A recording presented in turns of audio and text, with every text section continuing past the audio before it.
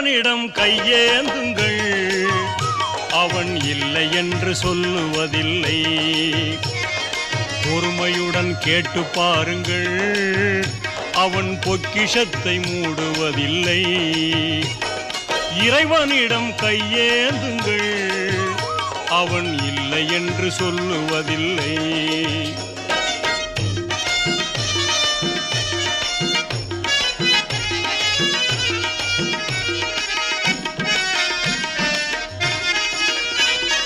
இல்லை என்று சொல்லும் மனம் இல்லாதவன், ஈடு இணை இல்லாத கருணை உள்ளவன், இன்னல் பட்டு எழும் குரலை கேட்கின்றவன், எண்ணங்கள்